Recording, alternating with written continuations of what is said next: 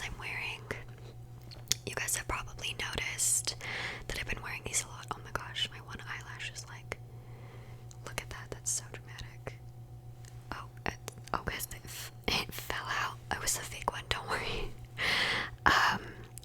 These are Rouge and Rogue Slayer lashes that I cut up, and this is actually a half lash that I've been wearing. I've talked about it a lot. This is the front of the lash, and I've obviously just placed it on the outside, and I've been liking how it's been looking. I like the way it's been making my eyes look. It's a little less dramatic, and it's kind of just like a little bit more of an enhancement. So I've been really liking these specific ones. I've been cutting up all of my old lashes and just putting them on, but these ones are the ones I've been wearing most of June, because I kind of was experimenting a bit and I found these ones. I used to really love the Slayer lash when I used to do a really winged liner. These were my favorite for that. But then I got into like really curly ones that were like all the way across, because these obviously like got longer and like winged out, so it was like good for a winged liner. But now I kind of like it with nothing, and I just have like the teeniest amount of liquid liner on just to kind of make it all blend together. And you guys know I use black eyelash glue, so sometimes I gotta hide where I touched my eyelid with the glue and I didn't want to. But I talked about my craze lashes, cutting those up in May, but in June I liked this look a little bit more, and I kind of liked this look with more of just like an inner corner highlight, as you kind of see I've got going on now. And you probably noticed the pattern in my videos, so I thought I would just start out with that, and then I'm just gonna go in like random order now, I guess.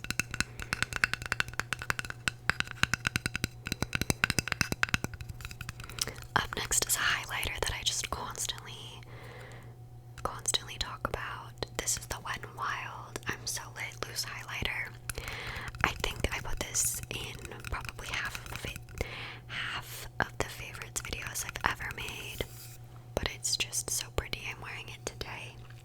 It's definitely my holy grail highlighter, and the fact that I paid like $4 for it is amazing. So, what I like about it, I talk about it a lot, so I'm not going to talk too long, but what I like about it personally is it's more of a glow from within, and it has like a dimension to it it's just like a bit of a different dimension that kind of just comes, it like matches my skin tone really well. I find that some highlighters have a lot more pigment than pearl in it, and this one definitely has like that pearl shiny sparkle, but it's just perfect. I love it so much, although you have to be careful, you don't want it to like fall off your table. And like, look at the packaging, it's wearing off because I've used it so much, and I'm really curious how much I actually have in here, but I'm scared to like take the stopper out, you know? So yeah, Wet n Wild I'm So Lit loose highlighter. I think it's the Mega Glow loose highlighting powder, and Wet n Wild's vegan and cruelty free, so a plus. This is a repeat from last month as well. It's the Urban Decay Stay Naked Foundation. I've just been really liking less sheer or less of coverage foundation, so this has been really good.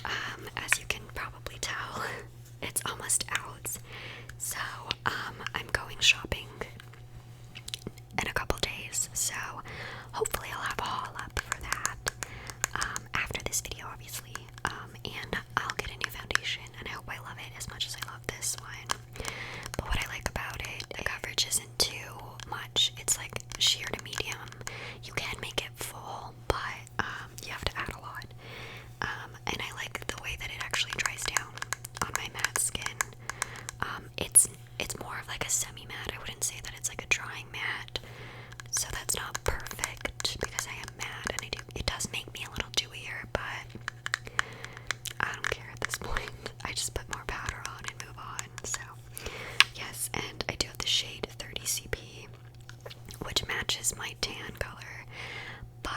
just been adding a little extra concealer if I need to or whatever, and it's fine. It's not a big deal.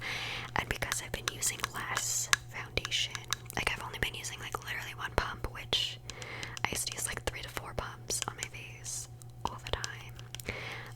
I just like one day was like, nope. So yeah, I've been really liking it. It also makes a nice sound. So yeah, Urban Decay Stay Naked Foundation. I'm assuming you can still get it because I bought it just last summer and it was newish then. Yeah. Up next is just a little honorable mention. It's just the Too Faced Born This Way multi-use sculpting concealer because I've been using it a lot. And with this concealer, I found that less is more. It's been doing really nicely on my under eyes and keeping kind of them a little bit matter. I don't like a dewy concealer. I just don't even understand why they would make that. Different strokes for different folks. Anyways, I've been using the shade Snow. I also have the shade Cream Puff, and I think I'm gonna have to start using Cream Puff soon because Snow is just a little too light and the weather's warming up. I've been spending a lot of time outside. Yeah, I've been spending lots of time outside just try to ground myself with nature. I've just been like struggling a bit with certain things, so I've been outside a lot, so I've been getting tans. But to lead into being outside a lot, I've been wearing my sunscreen.